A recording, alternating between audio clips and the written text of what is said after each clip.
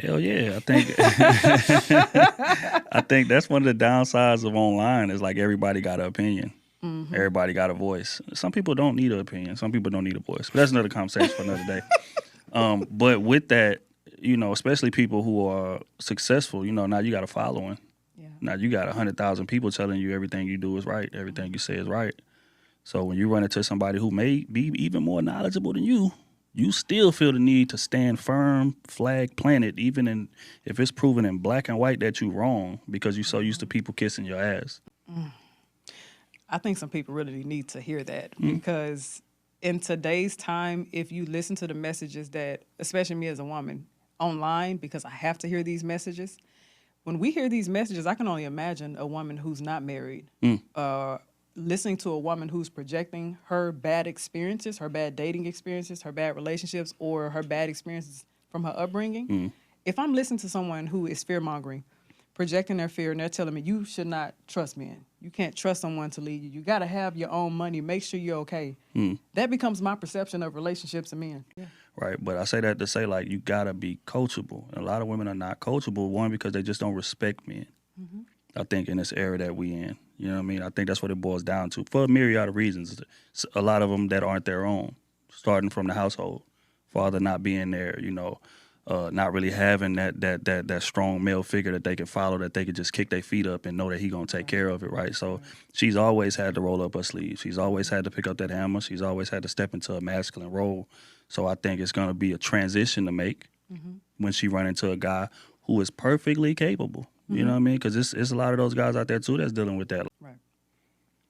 How's you flexing about my leadership and things like that, or the type of man what I got going on, gonna show people what type of household this is, not what type of dude I was. And it's not the same thing, so and it's not fault to the ladies. Again, we've discussed in here, we've discussed in plenty other spaces, these people are vulnerable and they being misled. Exactly.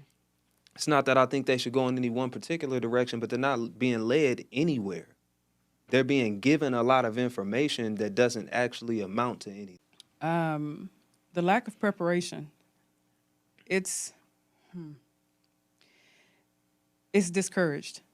It's discouraged now. Online, you hear so many people talking about don't get married or putting fear in you and stuff like that. You don't need to be a wife. He needs to be a husband, especially just assigning value to a man just based on what he has. That's one big thing that we see a lot. Wanting to be treated as a royal person, as a princess, as a queen without giving anything in return. Those are the conversations that we're hearing a lot. So that lack of preparation. I say it a lot, like men are trained to be snipers. We are trained to go out there and pull as many attractive women and have sex with as many attractive women as we possibly can. And it starts at a very, very young age. And women contribute to it, whether they want to admit to it or not, right?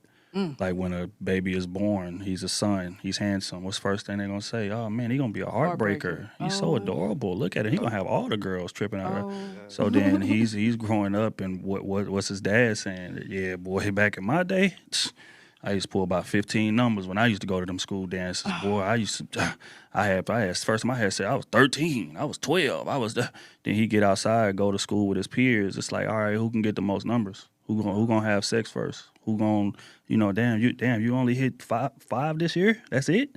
Yeah, Oh, nah, bro, I'm going for 10. You see what I'm saying? So it's like growing up as you grow up, and then women contribute to it as well because, especially young women, they say they want a certain type of man, but that man doesn't necessarily get the attention and the sexual benefits, if we're going to be honest, especially when you're in high school and college and things of that nature. They'll say they want a man that's solid, that ain't really out there like that, that's low-key, that's this, that's that. But as men, we hear that, and then we look around and see that the man that goes opposite of what you say you want is the one that you giving the sex to. That's the one that's the father of your kid. That's the one who's gaining all of this attention and all this attraction. So it's like, as men, we see that and be like, well, damn, all that, what you talking about, I'm going to do that because that gets results. You see what I'm saying?